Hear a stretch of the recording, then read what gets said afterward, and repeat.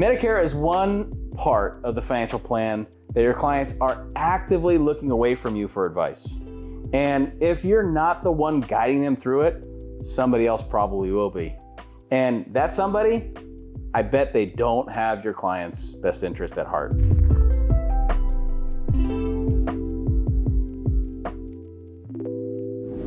Welcome back to Vaulted Views, where we help financial advisors see higher and think bigger and grow even smarter. And in season 3, it's all about real conversations with transformational leaders.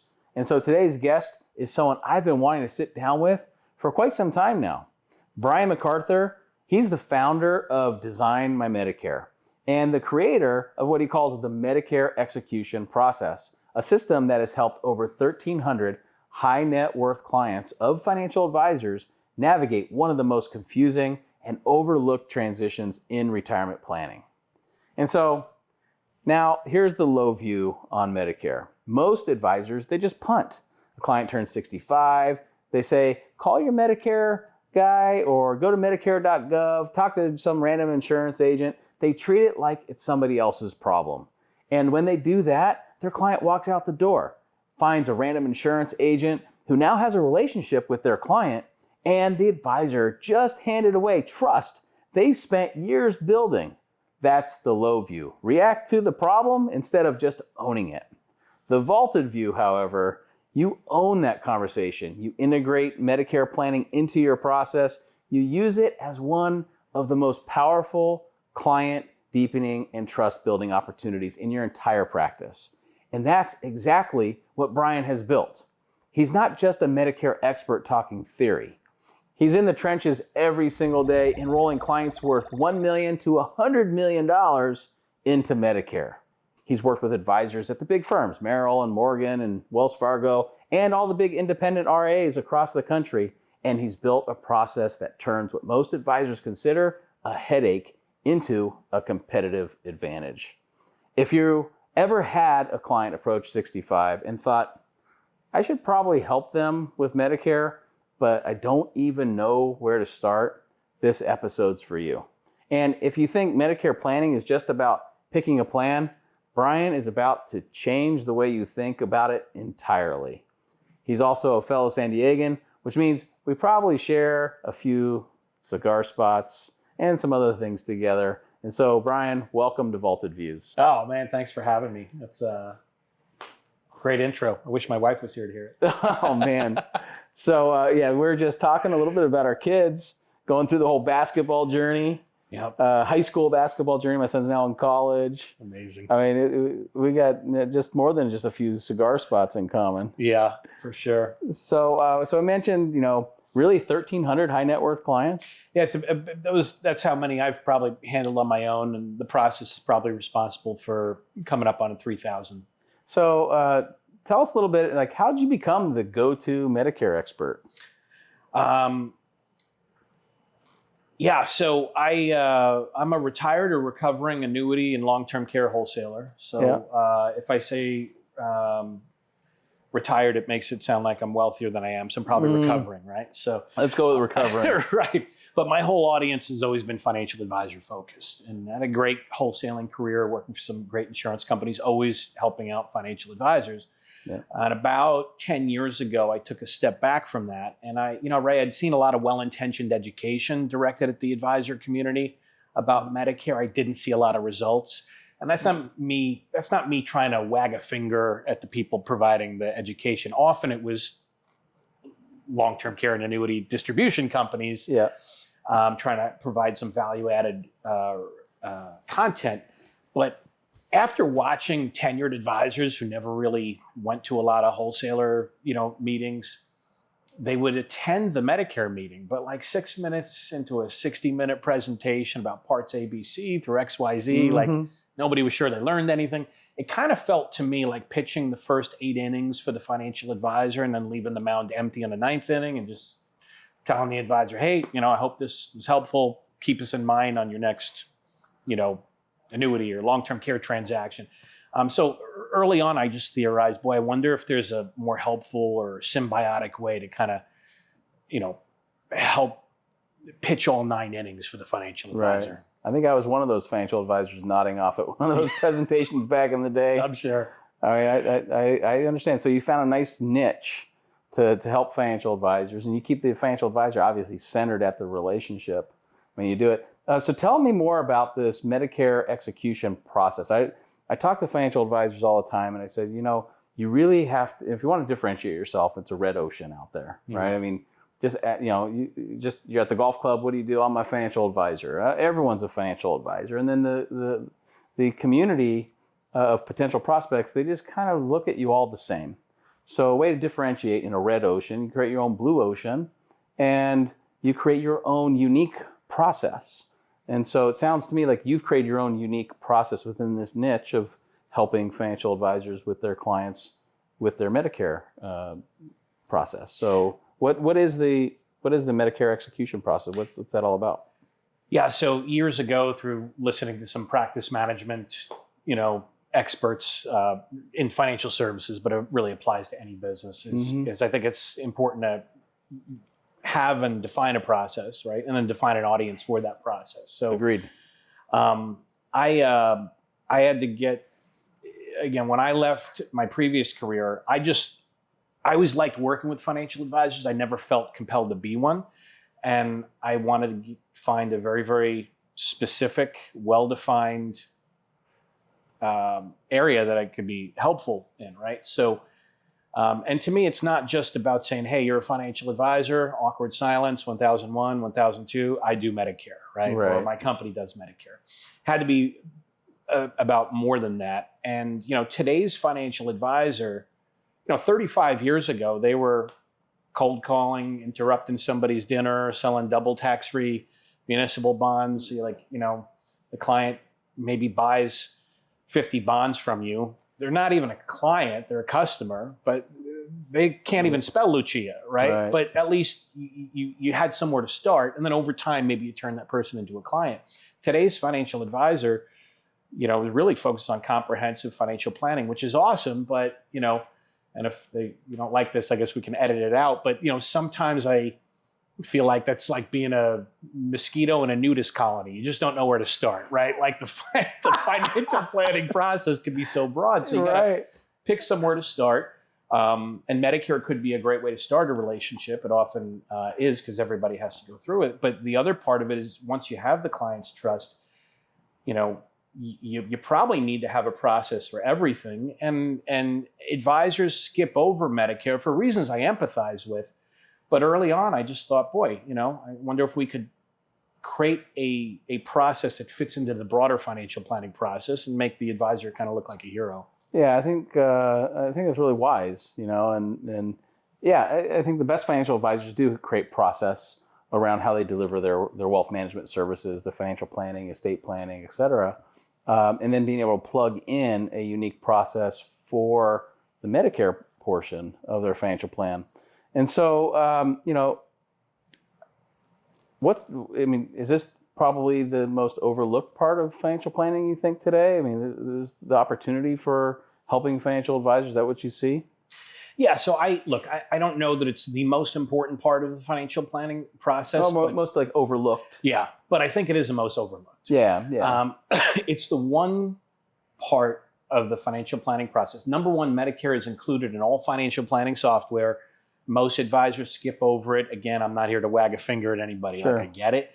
Or at best, they use the defaults and just hope that the default number's in there and hope nobody asks them questions about it. But, here's the thing, right? It's the one part of the financial planning process where the client's looking away from you for advice.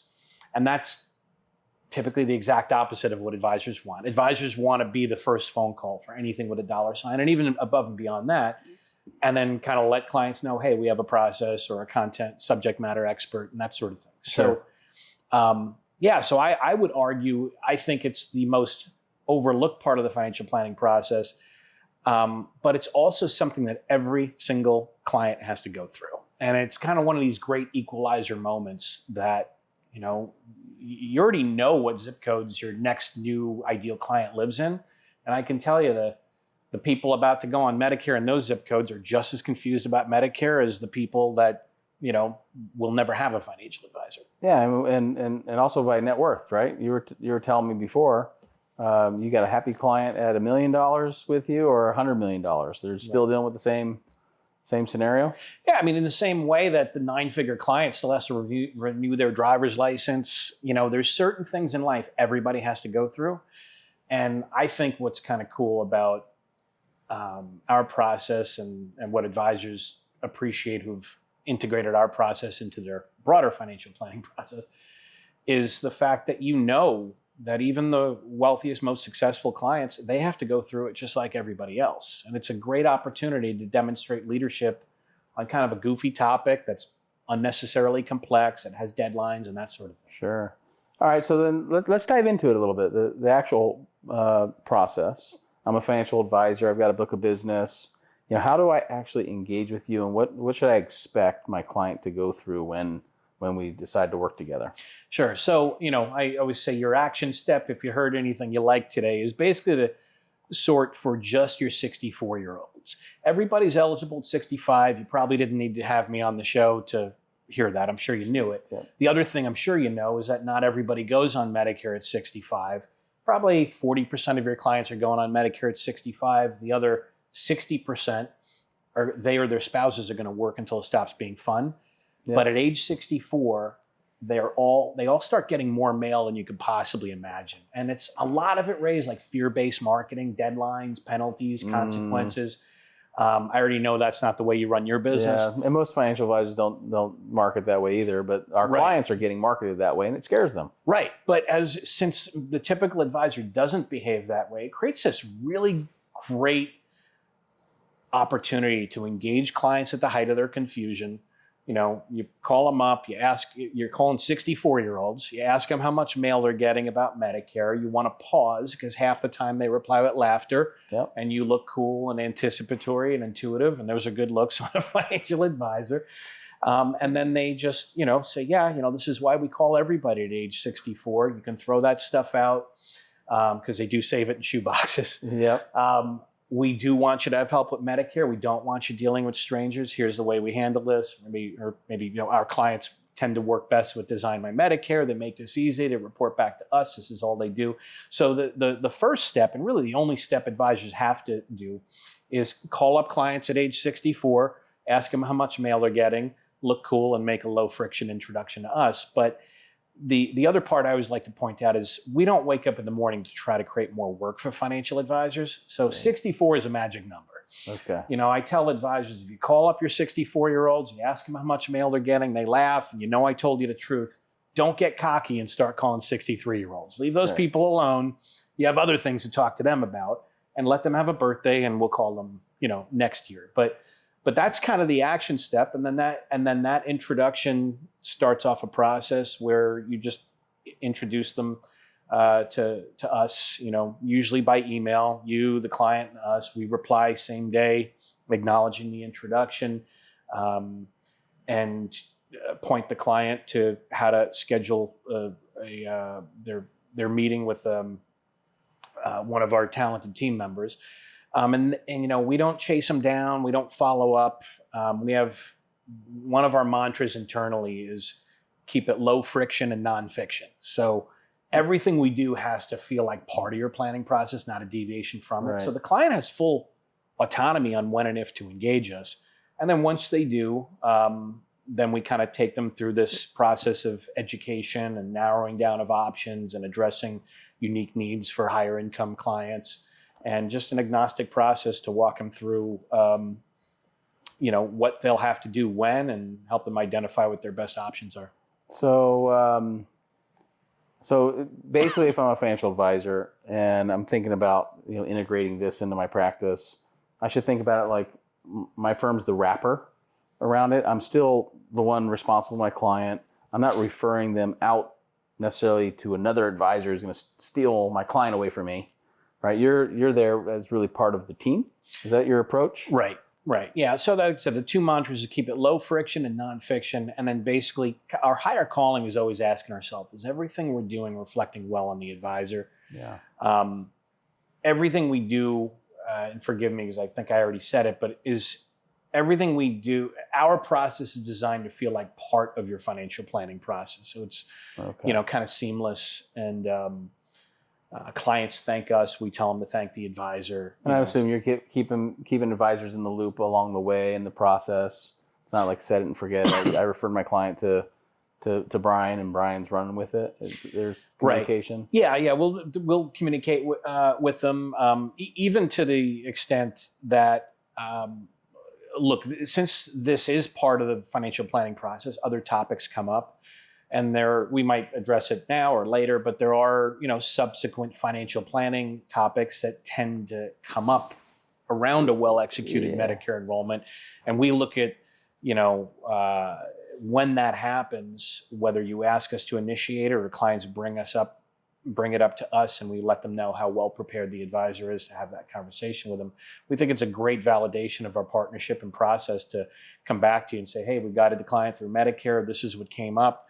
This is what we said. Here's intentionally what we didn't say, but we did let them know how well prepared you are to have that long-term care planning conversation with them. So I can look at it like, okay, well, to deliver Medicare advice to my clients, it's extra effort, probably additional workflows, not a whole lot of direct reward, right? Advisors don't get paid a lot to sell med sup plans and stuff like that, right? Or I could turn it into a revenue opportunity as well. We're going to deepen the client relationship by giving them a great experience, and then opens new doors for other conversations. Right. Yeah, I would say a couple different things is, I don't like to engage in fear tactics, so I'm not here to. The default for most advisors is to not engage the clients in Medicare, like you mentioned before, and I'm not going to villainize that. I'm not here to tell an advisor that their client's Medicare agent can get them to ACAT $2 million out of their advisory account. No, but at the same time, if you're not going to demonstrate leadership on it, it's like, hey, whoever's talking to your client about Medicare on Monday, they probably have an opportunity to bring up term life on Tuesday, whole life on Wednesday. You say black, they say white. And again, from a comprehensive financial planning standpoint, you're looking for opportunities to get the client looking towards you, not away from you. So at the very least, I think there's a little bit of a relationship protection standpoint. I think it's a little bit more about optimizing your financial planning process. And that's probably what's most valuable to our partners, but that's not to discount what you just brought up, which is, there are meaningful subsequent financial planning conversations that do come up as a result of a well-executed Medicare enrollment. And we love playing a small or a big role in helping uncover that dialogue for the advisor to have with the client. Awesome. So if an advisor wanted to get started with the Medicare execution process with you, what's their first step? Easiest thing to do is probably go to designmymedicare.com, and you can book a meeting. If you're a financial advisor, that meeting will come to me. If it's a client, we've got a great small team of dedicated team members that kind of guide clients through the financial planning process. If anything falls outside the bell curve, I'm certainly there. But I would say a plug for the website, because if you click on the media section, any interview I've ever done is there. But the most watched, and the one that I promote the most, is years ago. Your dad was kind enough to give me some camera time and have a conversation like this. So that's one of my favorites on there. You guys see what he did there? He got a self-promoting plug-in, and he referenced my father so he can, rub elbows with me a little closer. That's right. Wow, Brian. This has been great hanging out with you, talking about Medicare. Super exciting stuff. If there was just one piece of advice you want to leave financial advisors with about Medicare and your process, what would it be? Yeah, I would just say, in this day and age of constantly trying to optimize processes, it's an overlooked process. I don't villainize it. I get it. But without having to reinvent the wheel, we have a process that works because we have advisors across the country that rely on us for it. So If you like anything you hear today, your first step is probably check out designmymedicare.com, but just sort a list of your 64-year-olds and just know that when you're looking at them, they're getting tons of mail, trying to scare the stuffing out of them. They do not expect your help. Your clients are not stabbing a voodoo doll of you because you're not talking to them about Medicare, but they don't expect your help and they really appreciate it. I've just seen it over and over again. And in this day and age when advisors are trying to make sure that the client's perspective of their value, right, is about way more than just portfolio performance. Right. It's just a no-brainer. At 64, engage them, ask them how much mail they're getting. They laugh, you look cool, make an introduction, and it's just a great low-effort way to optimize an already great financial planning process. Fantastic, Brian. Yeah, I mean, I am never going to get out of my mind the mosquito in a nudist colony line from this episode. You just don't know where to start. Right? I don't even know how to end this episode, but I'll end it this way. And so, financial advisors, just let me leave you with this. The low view on Medicare, it's a headache. It's confusing. It's not your job. Let's just let someone else deal with it. And that's what most advisors actually do. They look at the other way and their clients end up in the hands of somebody who doesn't know their financial picture, doesn't know their tax situation, doesn't know their goals. That's the low view. And it's costing advisors trust, relationships, and even opportunities they don't realize that they're losing. But the vaulted view, Medicare is one of the most underestimated client engagement tools in your entire practice. It costs you nothing. It costs your clients nothing, and it positions you as the advisor who thinks about every aspect of their financial life, not just the portfolio. That's what separates good advisors from great advisors, and that's the vaulted view. Brian and his team at Design My Medicare have built a process that makes this easy. That's what we're looking for. If you want to learn more about Brian and the Medicare execution process, or if you want to connect with him, with your practice, just head over to my website at rayluciajr.com.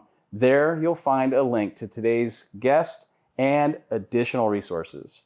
And most importantly, if you're an advisor who wants to grow with intention, build with intelligence, and serve at the highest level, come join us inside the Quotient Advisor community. It's a private network of advisors who are all committed to getting better every single week.